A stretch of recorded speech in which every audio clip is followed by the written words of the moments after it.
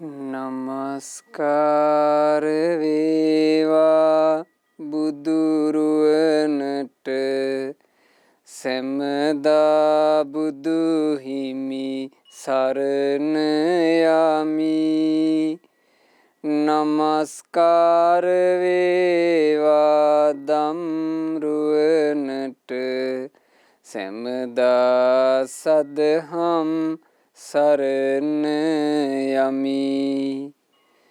නමස්කාර වේවා සංඝරුවනට සැමදා මහා සංඝ සරණ යමි. නමස්කාර වේවා තුනුරුවනට සැමදා තිසරණ සරණ යමි. සාදු සාදු සාදු. අප හැම දෙනාගේ කල්යාණ මිත්‍ර ගුරු දේවෝත්තම පරම පූජනීය පින්වත් ලොකු ස්වාමීන් වහන්සේ නිදුක්ව නිරෝගව දීර්ඝායුෂ සම්පන්නියම ලබත්වා. සාදු සාදු සාදු. පූජනීය ගරුතර මහා සංඝරත්නයන් අවසරයි. වාසනාවන්ත සදහැවත් පින්වතුනි, ජීවිතවල බොහෝ දෙනෙකුට තියෙන දුර්වලතාවය දානේ පූජා කරලා එහෙම නැත්නම් වෙන යම් හෝ පරිත්‍යාගයක් කරලා ආයි තැවෙන එක. කවදාවත් පින්වතුනි දන් දීලා තැවෙන්න එපා. දන් දීලා ඒ දීපු දාණය ගැන පසුතැවෙන්න, එහෙම නැත්නම් දීපු දාණය ගැන අපරාධ කියලා හිතන්න. ඒ වගේ අවස්ථා කවදාවත් ජීවිතේ තියාගන්න එපා. ඇතැම් කෙනෙක් යහපත කරලත් අපි හිතමු තව කෙනෙකුට උදව් කරනවා. උදව් කරලා ටික කාලයක් යනකොට ආයෙ මෙන්න කියනවා යනවා. අපි මෙහෙම උදව් කළේ අපරාධේ ওই මනුස්සයාට උදව් කළේ. එහෙම කියනවා ඇහෙනවා. ඒ වගේ තමන් කරපු යහපත, තමන් කරපු පින, තමන්ගේ කුසලය කවදාවත් අර ඒ ගානට හැලු කරගන්න එපා. අපරාධේ මං කළ දේ. අයියෝ මේ ගඟට ඉනි කැපුවා වගේ වුණානේ මම මේ කරපු දේ. මේ වගේ කතා වලින් තමන්ගේ දාණය, තමන් සිදු කරගත්ත යහපත දැන් ඇතැම්මු සරණටත් ඔහොම කියනවනේ පින්වතුනේ. ඇතැම්මු සරණටත් ඔහොම කියනවා. තමන් සරණ ගියපු උතුම් තෙරුවන් සරණට ඇතැම්මු කියනවා මේ තෙරුවන් සරණ ගියපු අපිටමයි නස්පැත්ති. ඔන්න කියනවා. එක්කෝ බෝධි වන්දනාවක් කළොත් එහෙම, සෑ වන්දනාවක් කළොත් ඒව අතරේ තොන්න කියනවා නේ මේ සෑය බෝධිය වැඳගෙන ඉන්න අපටමනේ කරදර. ඒතර හැලු කරන්නේ මොකද්ද? අර සෑය බෝධිය වැඳීම. කවදාවත් පින්වතුනි යහපත හැලු කරන්න හොඳ නැහැ. අද ඉගෙන ගන්න දේශනාවෙන් ඔබට හොඳට තේරෙවි එක. ඉතින් ආරම්භයේදීම අපි වෙනද වගේම උතුම් පිං හිතවිල්ලක් ඇති කරගනිමු. මං කවදාවත් මං කරන යහපතක් හැලු කරන්නේ. මං දෙන දානයක්, මං කරන පරිත්‍යාගයක් මං හැලු කරන්නේ. ආන්ගේ හිත ඇති කරගන්න. ඔබට ගොඩාක් වටීවි හිතවිල්ල. ඇතැම් අය ඔය ඉල්ලගෙන එන කාට හරි මොන හරි පොඩ්ඩක් දෙනවා. ඒ දුන්නට පස්සේ ඔන්න මිනිස්සු නිකන් අර කතන්දර කියනවා. ඔය උකුන්ට දීලා වැඩක් නැහැ. උකුන් ඕකෙන් බොනවා. එක්ක ඔය බොරුව කරන්නේ ඔය හොඳට අතපය තියෙන මිනිස්සුනේ වැඩක් කරන්න බැරිද? ඔන්න ඔයගම මොනහරි කතා කියනවා. ඉතින් මේවා ඔබ අහලා ඇතිනේ. ඒ කිව්වට පස්සේ අර දීපු කෙනාට හිතෙනවා අයියෝ අපරාධි මං ඇයි මේක දුන්නේ. ඉතින් ඒ වගේ අපේ හිතක් අපි රකින්නවා කියලා කියන්නේ පින්වතුනේ ඒකට ඇත්තටම කියන්න පුළුවන් යුද්ධයක් කියලා. ඉතින් ඒ නිසා මේ යුද්ධේ ජය ගන්න. හිතක් ඇති කරගන්න ඒ යුද්ධේ ජය ගන්නවා. මං මගේ යහපත නම් කවදාවත් හැල්ලුවට ලක් කරගන්නේ නැහැ කියන හිතින් අපි අද ධර්මයේ ශ්‍රවණය කරමු.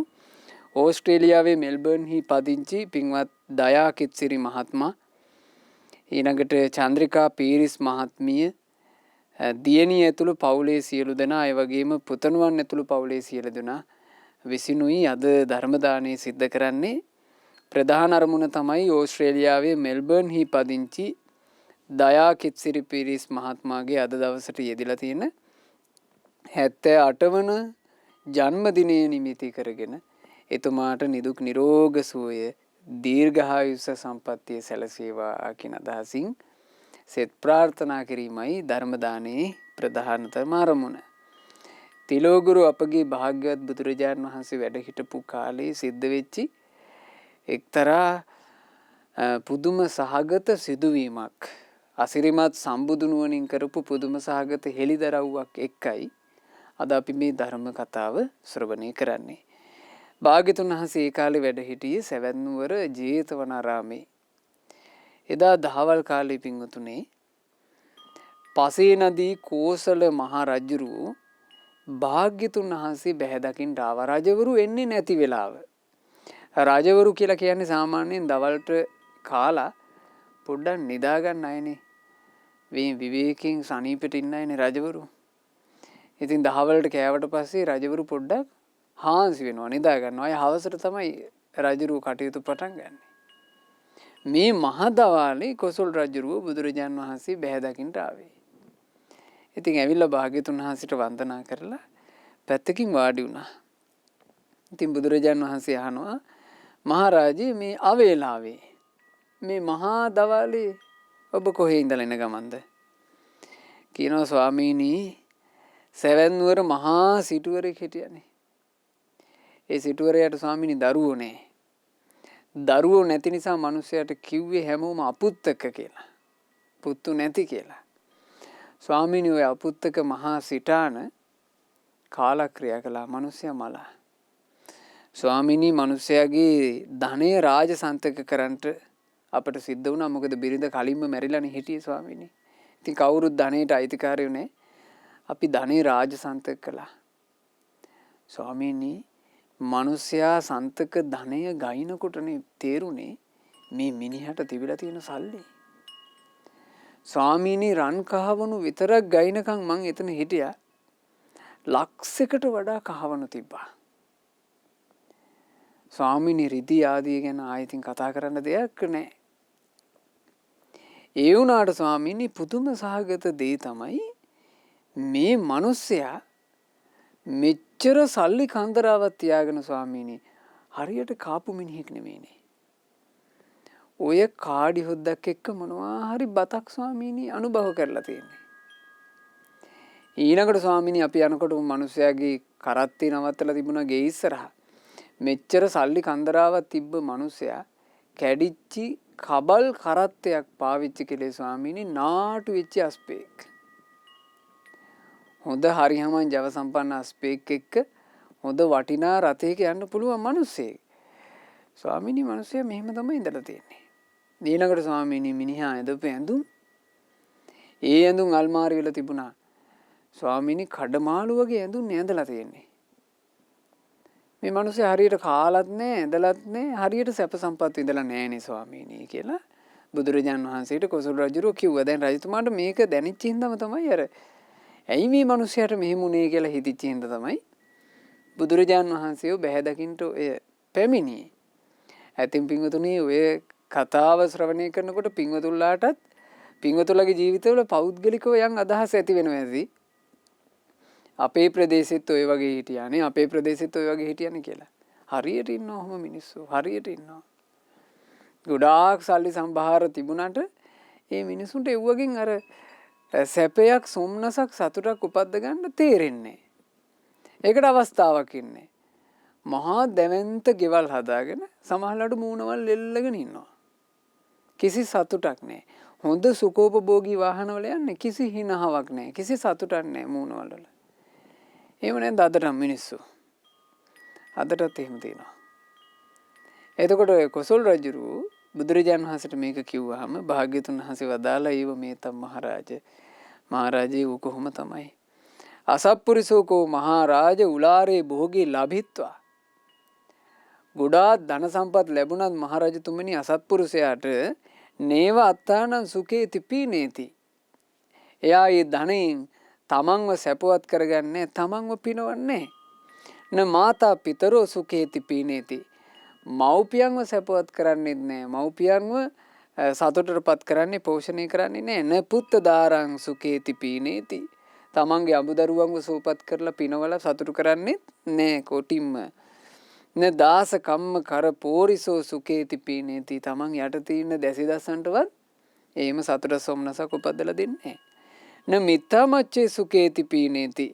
යාළු මිත්‍රයන්ව සූපත් කරලා සැපවත් කරලා ඒ යාළුවන්ව සතුටු කරන්නේ නෑ තමුන්ගේ සල්ලි වලින්. මහරජය අඩු ගානේ ඔය අසත්පුරුෂ තැනෙත්තා න සමන බ්‍රාහ්මනේ උද්දග්ගිකං දක්ඛිනම් පතිට්ඨාපේති සෝ වග්ගිකං සුඛ විපාකං සග්ග සංවත්තනිකං. තමන්ට තියෙන ධන සම්පත් වලින් ශ්‍රමණ බමුණන්ට දාන චුට්ටක් පූජා කරගෙන ඔය විහාරයක් වෙහෙරක් හදන්න උදව්වක් පදව්වක් කරලා එහෙම නැත්නම් අසරණ මිනිසෙකුට චුට්ටක් යම් ශක්තියක් වෙලා එහෙම තමන්ට සැප විපාක උපදින සුගතිය පිණිස හේතු වෙන පිනක්වත් අසත්පුරුෂයා නම් කරගන්නේ නැත. හරියට ඔහුගේ සැප සම්පත් විනාශ වෙලා යන්නේ පරිභෝගයට නොගන්න විල් වගේ කියනවා. පරිභෝගයට නොගන්න විල් වගේ ඒවා විනාශ වෙලා යනවා. මහරජා අන්තිමේ වෙන්නේ මෙහෙම. තමුන් හරි හම්බ කරපු එක එහෙම නැත්නම් තමන්ට ලැබිච්ච උරුමය තමන් පරිභෝග කළෙත් නැහැ. අවසානයේ රාජානෝ ආහරಂತಿ. ඔය දැන් ඔබ කළා වගේ මිනිහා මලාට පස්සේ රජවරු ඒ ධනෙ රාජසන්තක කරනවා. චෝරාවා ආහරಂತಿ. එක්ක හොරු අරගෙන යනවා. අග්ගිවා ඩහති. එක්ක මිනිසයා පරිභෝග නොකරම අර ධනෙ ගින්නට ඇවිලෙනවා. උදකං වා වහති. එක්ක ගම් වතුරකට යට වෙනවා. අප්පියාවා දායාද ආහරಂತಿ. එක්ක උන්නේ මේ පරම්පරාවේම කුල අඟුරක් අර ධන සම්පත් ඔක්කොම නැත්තට නැති කරලා දානවා. මහරජේ හරියට අමනුෂ්‍ය අධිග්‍රහිත පොකුණු වගේ ওই මිනිස්යන්ගේ ජීවිත. අමනුෂ්‍යෙක් අධිග්‍රහිතව පොකුණක් තිබ්බොත් එහෙම ඒ පොකුණ කොච්චර සීතල ලස්සන වතුර තිබුණත් ඒකෙන් සතෙකුට ප්‍රයෝජනිකුත් නැහැ. මිනිසෙකුට ප්‍රයෝජනිකුත් නැහැ. ඒක නිකම් ප්‍රයෝජන රහිතව තියෙන එකක්. ඇයි ඒකේ රකුසෙක්? ඔය වගේ තමයි ගොඩාක් සල්ලි වලට රකුසු වරක් ගන්නවා. ගොඩාක් දේපල වලට රකුසු වරක් ගන්නවා. ගොඩාක් සුඛෝපභෝගී යාන වාහන වලට රකුසු වරක් ගන්නවා. මේ රකුසු වරක් ගන්නවා කියලා කියන්නේ පින්වතුනේ මේ රකුසා කියලා කියන්නේ අර මනුස්සයට නෙමෙයි. මේ මනුස්සයා ගාව තියෙන අසත්පුරුෂ මසුරුකමට. මසුරුයි. මසුරුකම හින්දා තමුන් ආහාරය පානයක් භුක්ති විඳින්නේ නැහැ. ඊළඟට අනික් කෙනෙකුට තමන්ගේ ධනෙන් සැපයක් උපද්දන්නේත් නැහැ. හැබැයි බුදුරජාන් වහන්සේ වදාලා මහරජය සත්පුරුෂයා ඊට වෙනස්. සත්පුරුෂයාට සැප සම්පත් ලැබුණාම තමන්ට ධනෙ ලැබුණාම ඒ ධනේ ප්‍රමාණයට තමන් ළඟ තියෙන ධන සම්පත් වල භෝග සම්පත් වල ප්‍රමාණයට තමුන්වත් පිනව ගන්නවා. තමුණුත් සතුටින් ඉන්නවා. අම්මා තාත්තවත් පෝෂණය කරනවා. ඒ දෙන්නවත් සතුටු කරනවා. ඊළඟට තමන්ගේ අඹදරුවෝ ඒ අයටත් සතුට සොම්නස ගේනවා. ඊළඟට දැසි දස්සන්ටත් තමන්ට පුළුවන් විදිහට වරප්‍රසාද හදලා ඒගොල්ලන්ව සතුටු කරනවා. මිත්‍රයන්ටත් කලින් කාලට ආරාධනා ආදිය කරලා විශේෂ සංග්‍රහ කරලා සතුටු කරනවා. තමන්ගේ ධනෙන් ශ්‍රමණ බ්‍රාහ්මණයන් වහන්සේලාට ඊළඟට සංඝයා වහන්සේලාට දානෙන් විහෙර විහාර ඉදිකර දීමෙන් නොඑක ආකාරයෙන් උදව්ත් කරනවා. හරියට එයා ගැන තේරුම් ගන්න තියෙන්නේ මහරජය ගමකට නුදුරේ තියෙන සීතල වතුර සහිත ලස්සනට මල් පිපිලා තියෙන රමණීය වූ පොකුණක් වගේ. ඒ පොකුණ ළඟට ඇවිල්ලා තමයි කට්ටිය ෆොටෝ ගහගන්නෙත්. දැන් බලන්න. දැන් වර්තමානයේ ගත්තොත් එහෙම පොකුණක් තියෙනවනම් ඒ පොකුණ ළඟට යනවා නේද ලස්සන ෆොටෝ ගහගන්න. ඊළඟට ඒ පොකුණ ළඟට යනවා නේද මිනිස්සු පොඩ්ඩක් ඔන්න හිතට බරක් ආවොත් එහෙම පවුලේ කට්ටියත් එක්කම යනවා අපි ගිහිලා විවේකයෙන් ඉමු. ඔන්න යනවා. ඊළඟට සතුටින් ඉන්න කැමති අය පොකුණ ළඟට ගිහිල්ලා තමයි ඒ දිහා බලාගෙන වාඩි වෙලා ඔන්න සතුටින් සැනසille ඉන්නවා. පෙම්වතුන් පෙම්වතියෝ එතෙන්ට යනවා. ඊළඟට අපි ගත්තොත් එහෙම සීතල වතුර ටිකක් නාගන්න කැමති මිනිස්සු එතෙන්ට යනවා. සත්තු ගිහිල්ලා මේ කොටින් ඔය පයින් පොකුණු තියෙනකොට නොගැඹුරු තැන්වල මේ චූටි චූටි කුරුල්ලෝ පවා බලන්න කොච්චර සතුට වෙනවද කියලා. එතකොට මේ සීතල වතුරක් තියෙන කාගින්වත් අනතුරක් නැති. කාගින්වත් අනතුරක් නැති වතුර ඩිංගිත්තින් මේ පොඩි පොඩි සත්තු පවා සැනසෙනවා. දැන් අපි පින්වතුන්ලා ඇතැම්මු ගෙවල් වලත් තියලා තියෙන අර කුරුල්ලන්ට නාන්න මේ උපකාරී වෙන භාජන ඇතැම් කරුණාවන්ත පින්වතුන්ලා එහෙම කරනවා. හරි ලස්සනයි. මේ අපේ අසපුවලත් ඇතැම් වෙලාවට ස්වාමීන් වහන්සේලා එහෙම සුදුසු තැන් වලින් තියලා තියෙනවා කුරුල්ලන්ට නාන්න පුංචි භාජන. දැන් හරි ආස හිතෙනවා යුන් ඇවිල්ලා අර දහවල් කාලේ කාස්ටිකේ තියෙද්දි උන් මේකේ ගිලිලා ඉන්නවා. උන්ට හරි සනීපයි. එතකොට අනතුරක් නැති තැනක හරියට පරිභෝග වෙනවනේ. ඇතැම්ම ඇවිල්ලා මේ පොකුණින් මල් කඩාගෙන යනවා. ඒගොල්ලෝ මල් පූජා කරනවා. ඒගොල්ලෝ මල් වලින් ලස්සන නිර්මාණ කරනවා. මේ ප්‍රයෝජන ගොඩයි. මේ ප්‍රයෝජන ඔක්කොම සහිත වෙනවා රකුසා නැතිකොට. ඔන්න ඔය වගේ තමයි සත්පුරුෂ තැනැත්තෙකුට ධන සම්පත් ලැබුණාම. තමනුත් සතුට වෙනවා. අන් අයවත් සතුටු කරවනවා. බුදුරජාණන් වහන්සේ ওই කාරණේ ගැන හරි ලස්සන ගාථා වදාලා පින්වතුන්ලාටත් ඒ ගාථා තිරේ දර්ශනය වේවි. අපි මේ ගාථා සජ්ජායනා කරමු. අමනුස්සට්ඨානේ උදකං වසීතං තදපේයමානං පරිසෝ සමේති එවං ධනංකා පුරිසෝ ලබිත්වා නේවත්තනා භුංජති නොදදාති. අමනුෂ්‍යයන් අධිග්‍රහිත තැනක සීතල ජලය තිබුණත් ඒක පාවිච්චි නොවෙන නිසා හිඳිලා යනවා.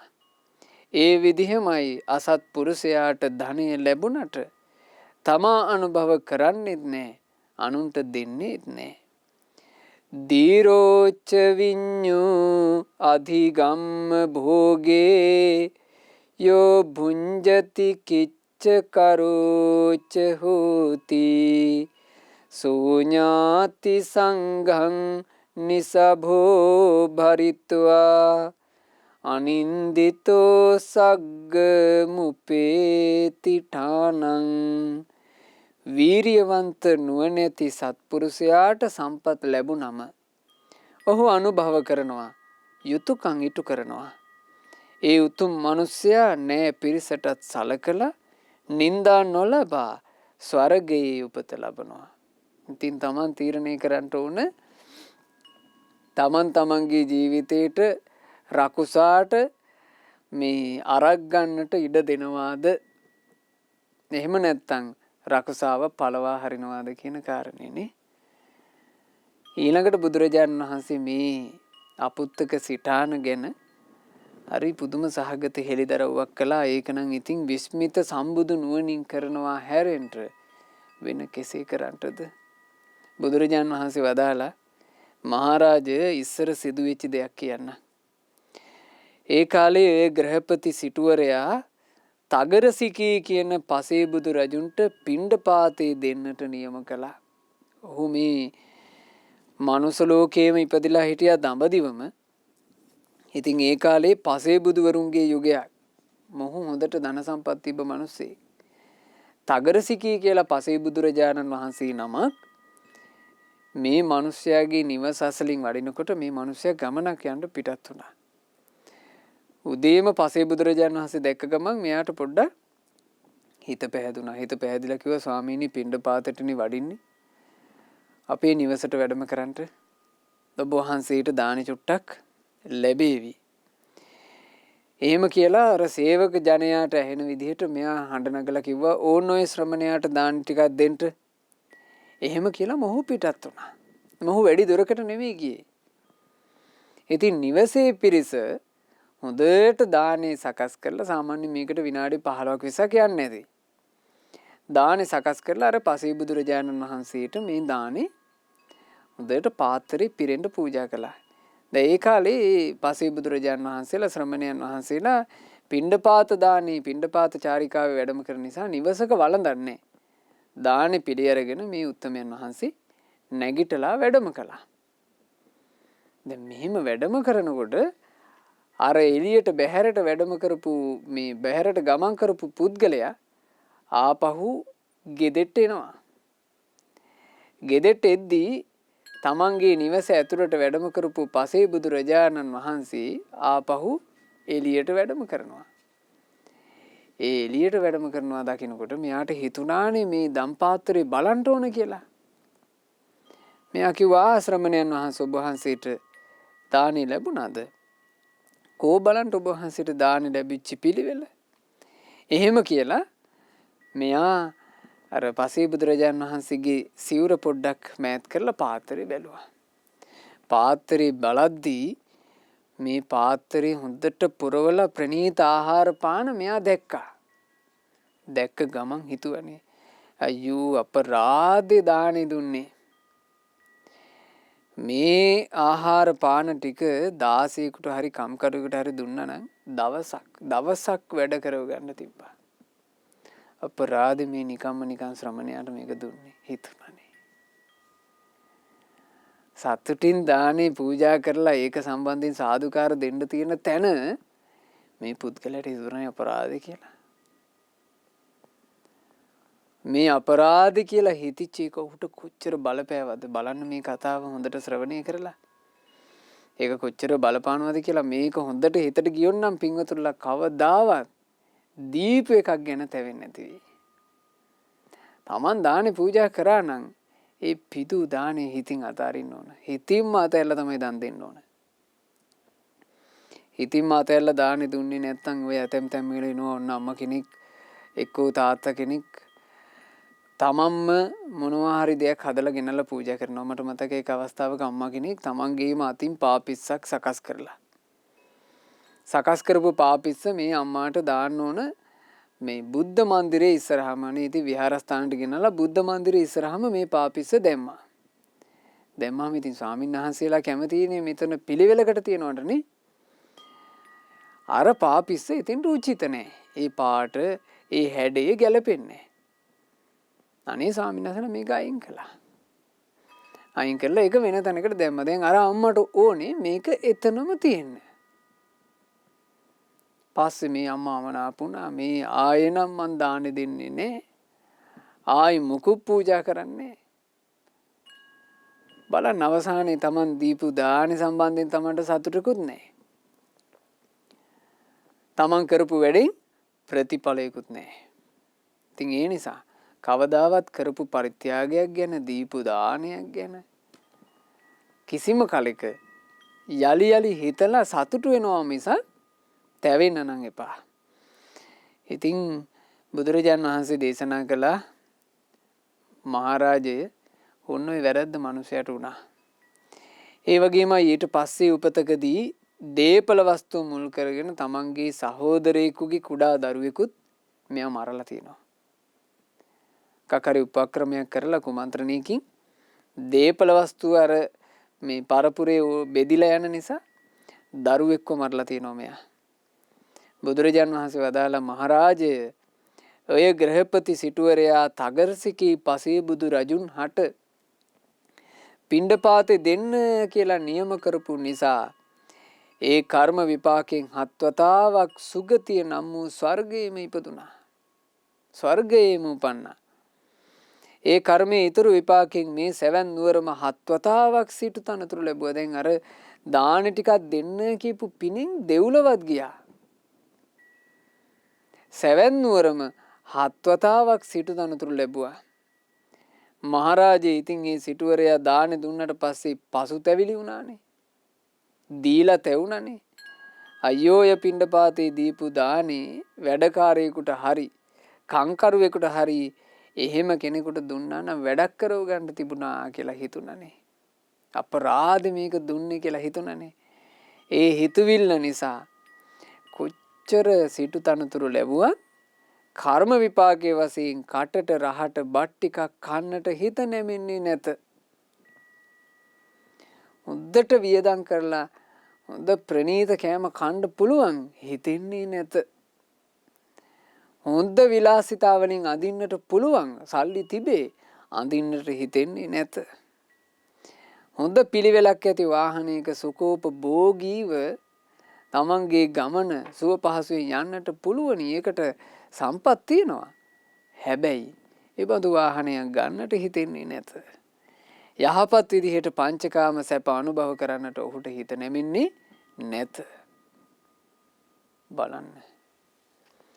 දීපු දේ ගැන තැවුනොත් වන්නේ එසේය. දීපු දේ ගැන තැවෙන කෙනාට ඕක තමයි අවසානට ඉරණම බවට පත් වෙන්නේ. ඇතැම් වෙලාවට අපි දකින්නවානේ සල්ලි භෝග සම්පත් ගොඩාක් ලැබෙන තැනක ඒ බඳු කෙනෙක් යටතේ සේවා කටයුතු කරන උදවිය ඉන්නවා. ඒ අය හැම තිස්සෙම දවස පුරාම සල්ලි ගොඩාක් අල්ලනවා. නමුත් tamunට සල්ලි නැහැ.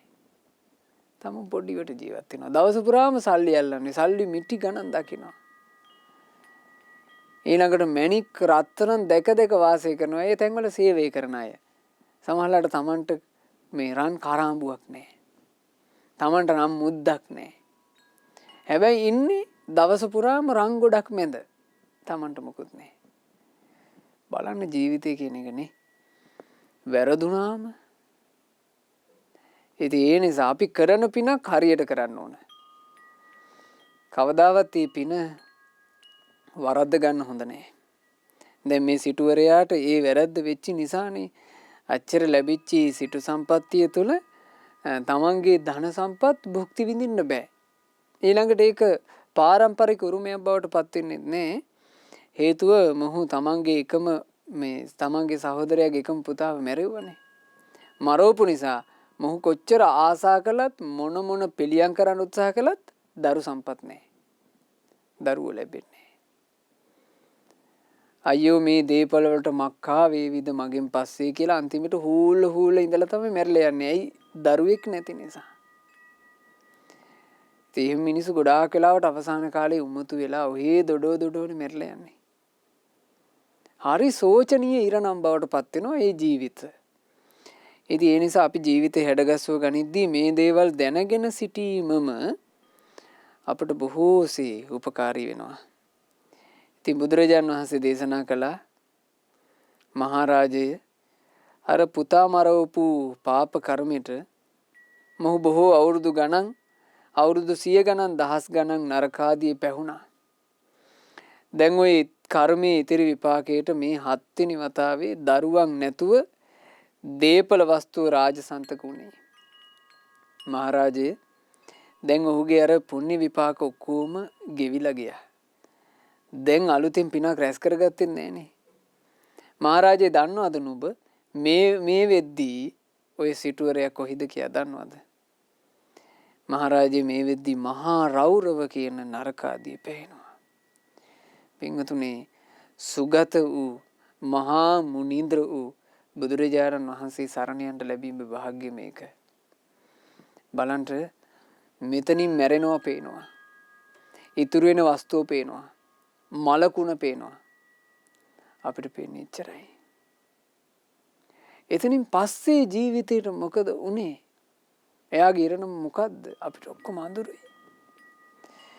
අරහත් සම්මා සම්බුදුරජාණන් වහන්සේ නමකගේ ධර්මයේ පහස ලබන්නට ලැබීමේ පින මේක.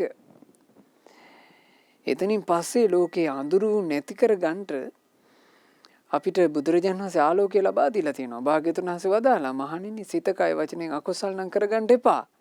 අකුසල් කරගත්තොත් මෙතනින් මලාට පස්සේ ඔබට නිරේ යන්නට සිදු වේවි. පෙරේත ලෝකේ යන්නට සිදු වේවි. ඔබට තිරිසන් වතරට යන්න සිදු වේවි. එක්ක අසුර ලෝකයයි. මහණෙනි ඒ නිසා හොඳට සිත කය වචනේ පින කරගන්න, කුසලයේ කරගන්න, යහපත කරගන්න ඔබට මරණින් මත්තේ සුගති සංඛ්‍යාත ලෝකයක දෙව්ලොව මිනිස්ලොව බඹලොව සැපසේ උපදින්න පුළුවන්. රැකවරණයක් තියනවා කියන කාරණේනේ. ඒ රැකවරණේ කියන එක දැන් මේ සිටුවරයාට හදාගන්න බැරුව ගියා. අවසානයේ මහා රෞරව කියන නරකාදියේ උපන්නා. මේ කතාව කියනකොට රාජුරුව තිගැස්සුණා, ඇස් ලොකු වුණා. රාජුරුව අහනවා ස්වාමීනි ඒ ග්‍රහපතියා ඒ අපුත්තක සිටාන මහා රෞරව නරකයේද උපන්නේ? ඔව් පින්වත් මහරජේ ඒක එහෙමමයි.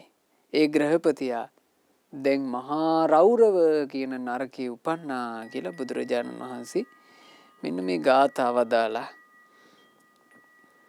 ධඤ්ඤං ධනං රජතං ජාත රූපං පරිග්ගහං වාපි යදත්ති කිංචි දාසා කම්ම කරාපෙස්සා යේ චස්ස අනුජීවිනු සබ්බං නාදාය ගන්තබ්බං සබ්බං නික්ඛිප්පගාමිනං ධාන්‍යත් ධනයත් රිදීත් රත්තරනුත් තමන් සතු අනිත් දේවලුත් මෙහෙ කරුවොත් අනිත් උදවියත් ඔහුත් සමග ජීවත් වෙන හැම දෙයක්මත් අරගෙන යන්නේ නෑ. ඒ ඔක්කොම මෙහෙ දාලා යනවා. බලන්න ඉරණම. මේ ඉරණමට ಜಾති බෙහෙද නැත, ආගම් බෙහෙද නැත, ඉන්න රට මේකය කියලා බෙහෙදයක් නැත. කිසිදු පහත් බෙහෙදයකින් තොරව මෙයමයි උරුමය, මෙයමයි. ඔක්කොම ටික මෙහි දාලා යනවා. අරගෙන යන්නේ නැහැ. ඔහුත් සමග ජීවත් වෙන හැමදේම දාලා යන්න වෙනවා. අරගෙන යන්නේ නැහැ. ඒක තමයි සත්‍යය. ඒක අන්ධ බාල තැනැත්තෝ සිහිපත් කරන්න අකමැති වුණත් එයමයි සත්‍යය. ඔව්වා සිහි කරුන්ට ගියොත් එහෙම ජීවිතේ ඍණාත්මක වෙනවා, කඩා වැටෙනවා, කාලකන්ණී වෙනවා කිය මෝඩ තැනැත්තෝ කියෙව්වත් ඒකමයි සත්‍යය. ඊට වඩා සත්‍යයක් නැත. ඔක්කොම ටික දාලා යන්න වෙනවා. ඔක්කොම ටික දාලා යනකොට මොකද්ද තියෙන රැකවරණේ? යංච කරෝති කායේන වාචාය උද චේතසා තං හිතස්ස සකං හෝති තංච ආදාය ගච්ඡති තංචස්ස අනුගං හෝති ඡායාව අනපායිනී. නමුත් කයින් හරි වචනයෙන් හරි සිතෙන් හරි යම් දෙයක් කරනවා නම් ඒක විතරයි තමන්ගේ දෙයක් හැටියට අරගෙන යන්න තියෙන්නේ. අන්න ඒ දේ තමාව අත් නොහරින සෙවණැල්ල වගේ තමාගේ පස්සෙන් එනවා. ඒක තමයි අපිට අරගෙන යන්න තියෙන සහ අරගෙන ආ යුතු. අරගෙන යා යුතු දේ කියලා අපි කියන්නේ. දැන් අරගෙන යන්න තියෙනවා කිව්වොත් එහෙම නිකන් අපි ඇදගෙන යනවා වගේ එකක් දැනෙනවනේ නේ. අරගෙන යා යුතු කිව්වොත් හේව නැල්ල වගේ. නැරයි යන්න මේපෙයි.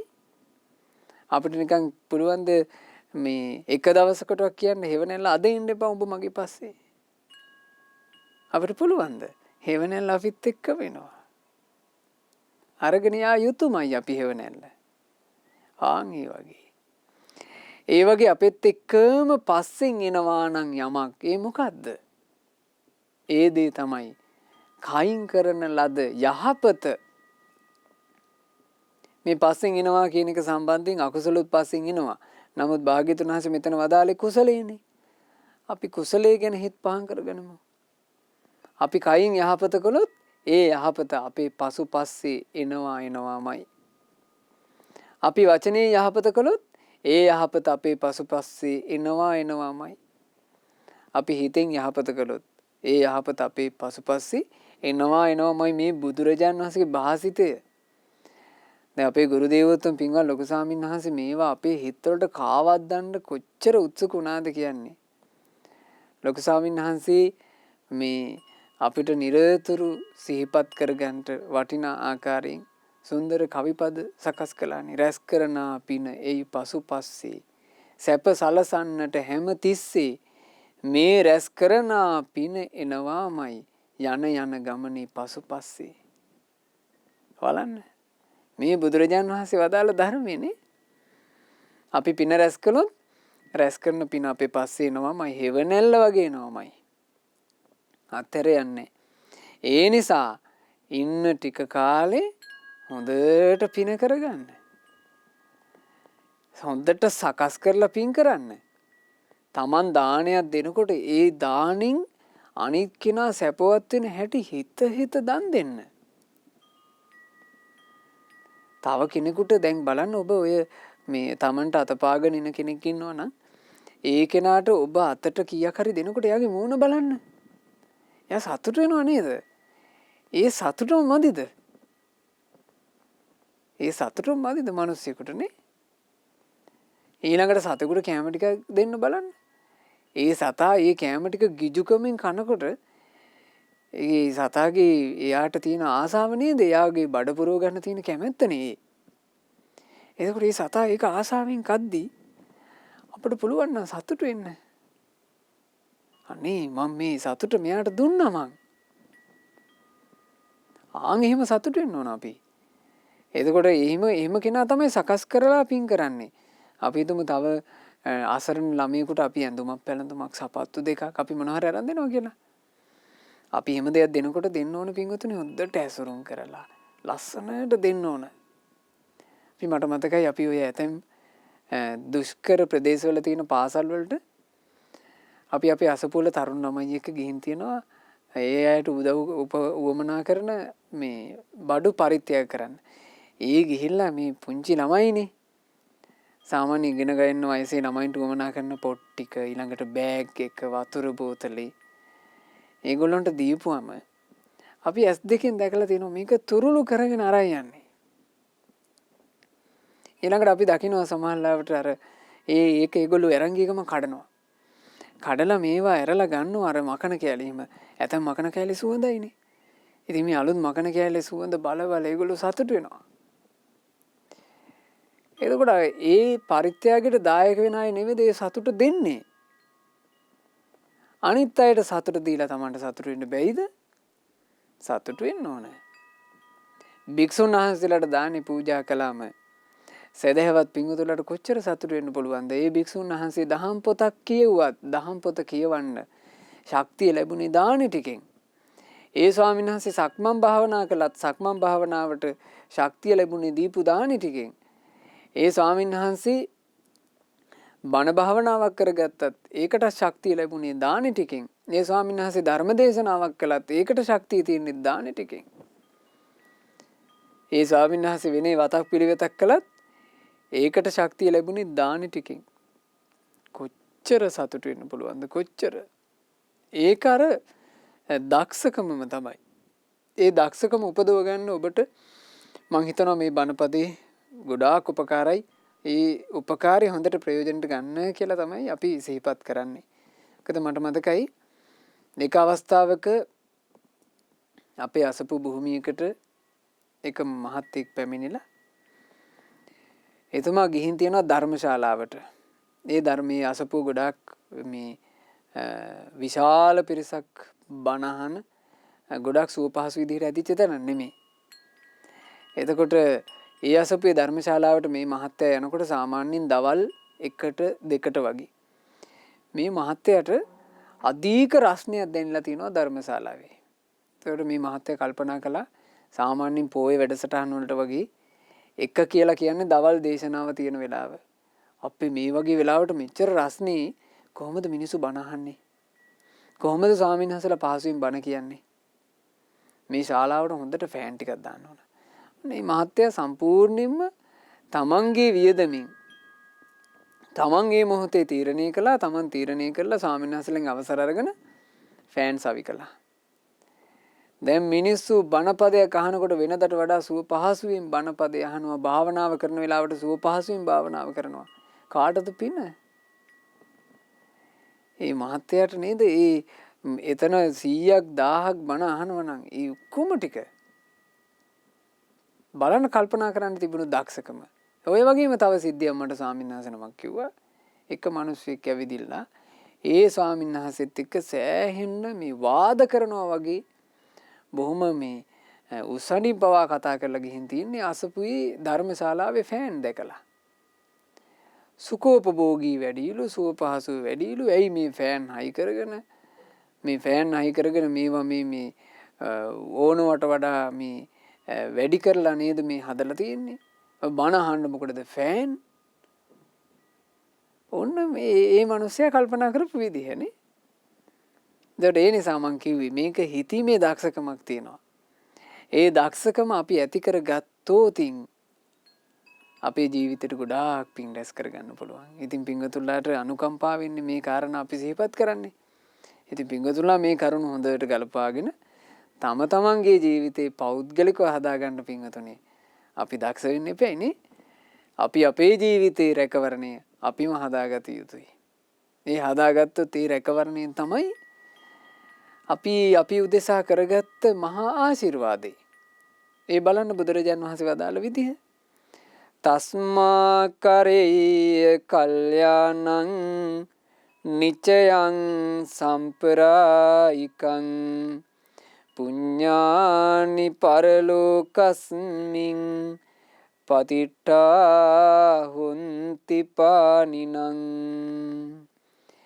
ඒ නිසා පරලොව යහපතට හේතු වෙන යහපත් දේමයි කරන්න ඕන. පරලොව යන සත්වයන්ට පිහිට වෙන්නේ පින විතරයි. යම් කිසි කෙනෙක් පරලොව යහපතට හේතු වෙන යහපත් දේම මේ ජීවිතේ කරන්න ඕන. එතකොට එයාගේ මේ ජීවිතෙත් ලස්සනයි. මේ ජීවිතේම යහපත කර කර වාසය කරනකොට මේ ජීවිතෙත් ලස්සනයි. ඒ කෙනා පරලොවට යන කලට තමා රැස් කරන ලද්ද පින තමන්ට ඒකාන්ත කොට පිහිට පිණිස පවතින්නේමය. ඒක එනවමයි. හේවණැල්ල දාලා ගමනක් යන්න බෑ වගේ. පින කියන එක අපට අත්හැරලා යන්න බෑ. පින කියන එක අපට මඟ හැරෙන්නෙත් නෑ. මේ පින තමන්ගේ පස්සින් එනවාමයි. ඉතින් බුදුරජාණන් වහන්සේ මේ බොහොම ලස්සන අර්ථය එදා පසීනදී කෝසල මහ රජුරවන්ට කියලා දුන්නා. ඒ රජතුමා ඉතින් මේ කරුණ මුල් කරගෙන තමයි පහුකාලීනව අසදෘස මහා දානේ පවා රජුරුනේ දුන්නේ. මේ බුද්ධ ශාසනයේ අසදෘස මහා දාන කියන්නේ ඒ බඳු දාන එකයි. ඒ මහා උත්කර්ෂවත් විදියට දාන පව පූජා කළානේ. එතුමා බොහෝ පින් රැස් කරගත්තා. ඉතින් බුදුරජාණන් වහන්සේ එදා ඔය අපුත්තක සිටුවරයා ආරම්භයා ඔහුට සිද්ධ වෙච්ච අභාග්‍ය සම්පන්න සිදුවීම ආරම්භයා ධම්මපදයේදී මෙන්න මේ ලස්සන ගාථා රත්නය දේශනා කොට වදාලා. හනන්ති භෝගා දුම්මේධං නොචේ පාරගවේසිනෝ භෝග තණ්හාය දුම්මේධෝ හන්ති අඤ්ඤේව අත්තනා ලොවේහි ඇති සැප සම්පත් අනුවන යාව වනසයි නිවන සොයනා නැනවතා එලෙස වෙනසිය නොහැකිය අනුවන යා භෝග තණ්හාවෙන් තමාවත් නසයි අනුන්වත් නසයි. අනුවන තැනැත්තා භෝග තණ්හාව හේතු කරගෙන තමාවත් වනස ගන්නවා. තමන් පිනක් දහමක් කුසලයක් යහපත රැස් කරගන්නේ නැහැ. ඊළඟට භෝග තණ්හාව මුලට ගත්තාට පස්සේ අනුන්වන් නසනවා. දැන් මේ අපුත්තක මහා සිටානන්ට අතීතයේ එහෙම එකක් සිද්ධ වුණානේ. දේපල සම්පත්තියට තියෙන කෑදරකම නිසා තමන්ගේ සහෝදරයගේ පුතා ඝාතනය කළා. අදටත් ඔය වගේ ඒවා කොච්චර දකින්න ලැබෙනවද? භෝග සම්පත් දේපල සම්පත් නිසා සහෝදරයෝ මරා ගන්නවා පේන්නේ නැද්ද? ගොඩාක් ව්‍යසන තියෙනවා. ඒ නිසා අනුවණකම ඒක. ඒ අනුවණකම කියලා කියන්නේ මොකද්ද? ඒ පුද්ගලයාට අමතකයි තමුන් මේ ලෝකේ සදාකාලික මිනිසෙක් නෙමෙයි කියලා. ඉතින් ඒකම නෙමෙයි අනුවණකම. ඊටත් වඩා අනුවණකමක් තියනවාද? මේ ලෝකෙන් අනිවාර්යෙන් අපිට යන්න වෙනවා කියලා යම් මිනිසෙක් දන්නේ නැත්නම් ඒක තේරෙන්නේ නැත්නම් ඊ මිනිසයාට ඊට වඩා අනුවණකමක් තියනවාද? ඒක තමයි ඉතින් ලොකුම අනුවණකම. තමුන්ට යන්න වෙනවා, තමුන් මියදෙනවා කියලා දන්නේ නැතිකම. ඉතින් ඒක නොදන්න තැනැත්තා භෝග සම්පත් හේතු කරගන්න තමාවත් වනස ගන්නවා, අනුන්වත් වනස ගන්නවා. අවසානයේ මහා කටුක දුක් විපාක තමයි එයා උරුම කරගන්නේ. ඊළඟට එයාට දීපු දෙයක් සම්බන්ධයෙන්මුත් තමන්ගේ හිත තුළ සතුටක් ඇති කරගන්න බැරුව යනවා. තමන්ගේ පරිත්‍යාගය සම්බන්ධයෙන්මුත් සතුටක් ඇති කරගන්න බැරුව යනවා. ඊළඟට එයා සමහරවිට මේ මොන හරි දෙයක් දුන්නත් දෙන්නේ මේ අර බාහිරින් යම් කැමැතිවීමක් ඇතුව. දැන් අද ගොඩාක් වෙලාවට දකින්න ලැබෙන එකන්නේ මිනිස්සු යමක් දුන්නත් ඒකෙම තමන්ට ප්‍රතිරූපයක් හදාගන්න ගොඩාක් උත්සාහ කරන්නේ. ඒක ෆොටෝ ගහගන්න එකක්, ඒක වීඩියෝ කරන එකක්. සමහරවිට දෙන්නේ මේක ඉලක්ක කරගෙන. දීම නෙමෙයි ඉලක්කය, වීඩියෝ කරලා පෙන්වීම තමයි ඉලක්කය. ඉතින් ඔය වගේ බොහෝ දේ තියෙනවා. ඒවා අතරේ තමයි පින්වතුනි අපිට පෞද්ගලිකව අපිව රැකගන්න වෙලා තියෙන්නේ. දැන් මේ දේවල් මේ බණපද කියනකොට යම් කෙනෙක් ගන්නවා නම් මේ ස්වාමීන් වහන්සේලා කරන්නේ මේ බාහිරයට චෝදනා කරන එකයි කියලා. එයා එතනින්ම වරද්දගත්තා. මේ කරුණ ඇයි අපිට කියන්න වෙන්නේ? මේ කරුණ ඔස්සේ තමයි කෙනෙක් නොමග යන්නේ. ඒ නොමග යන තැන අපි පෙන්නුවොත් හැදෙන කෙනෙකුට හැදෙන්න පුළුවන් නේ. එතකොට වැරදින මේ වැරදි කරන අයට චෝදනා පිණිස නෙමෙයි මේ ධර්මයන් අපි කියන්නේ. භාග්‍යතුන් වහන්සේ ධම්ම දේශනා කළේ අනුකම්පාව මුල් කරගෙන. ඒ අනුකම්පාවෙන් දේශනා කරපු සද්ධර්මයේ තමයි පින්වත් ස්වාමීන් වහන්සේලා පින්වතුන්ලාට උපුටා දක්වමින් මේ පහදෙට කරලා දෙන්නේ. තමන්ගේ ජීවිතයට රැකවරණය තමන් හදා ගැනීම පිණිස. ඉතින් අපි පින්වත් හැම දිනාට ආශිර්වාද කරනවා. අද මේ ධර්මය තම තමන්ගේ ජීවිතවල රැකවරණය පිණිසම ගලපා ගන්නට හැම දිනාට වාසනාව ලැබෙත්වා කියලා අපි සියලු දෙනාට ගෞතම සාසනයේ මුණ ගැහිච්ච මේ දුර්ලභ මොහොතේ ඒ සම්බුදු සසුනේ පිහිට පිළිසරණ රැකවරණය සලසා ගන්නා අය බවට පත් වෙන්න වාසනාව ලැබේවා. සාදු සාදු සාදු. රැස්කල සියලු පින් සියලු දෙවියෝ සතුටින් අනුමෝදන් වෙත්වා.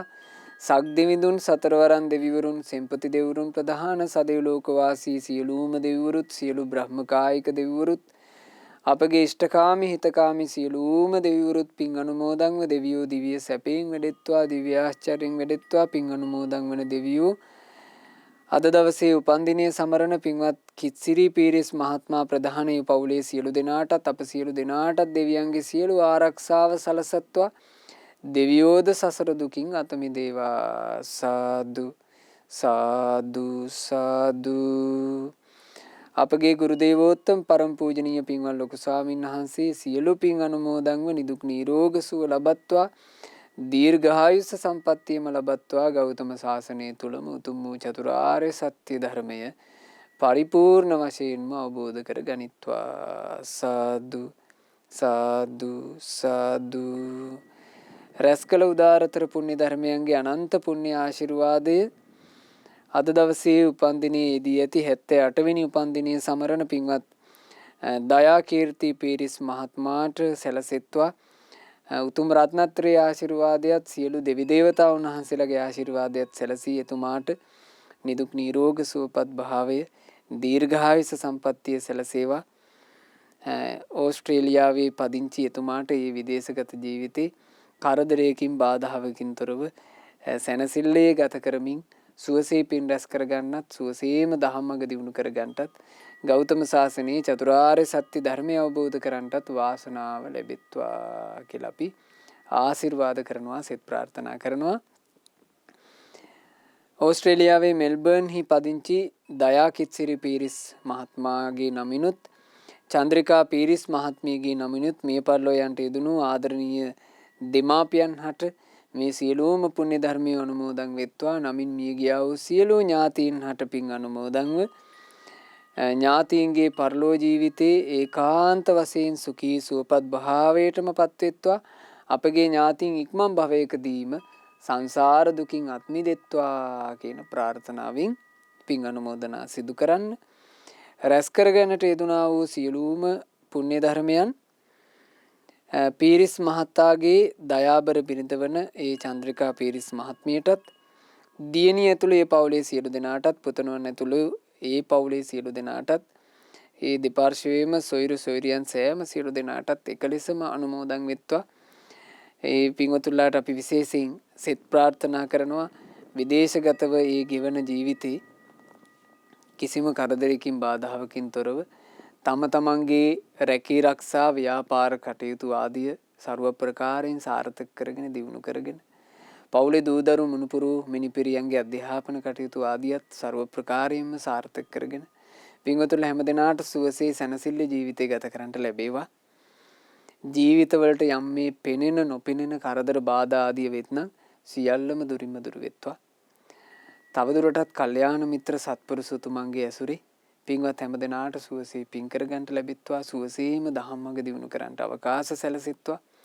ශ්‍රද්ධා මාසික ධර්ම දාන සමාජික පින්වත් හැමදෙනාටත් ශ්‍රද්ධා කාර්ය මණ්ඩලයේ සියලුම දෙනාටත් ඒ වගේම සුපින්වත් ඔබටත් ගෞතම සසුන තුලම චතුරාර්ය සත්‍ය ධර්මය අවබෝධ කරගන්නට වාසනාව ලැබෙත්වා. හැමදෙනාටම තෙරුවන් සරණයි. නමෝ බුද්ධාය. මෙවැනි වටිනා ධර්මදේශනා ශ්‍රවණය කිරීමට ශ්‍රද්ධා ටෙලි YouTube චැනලය සබ්ස්ක්‍රයිබ් කරන්න.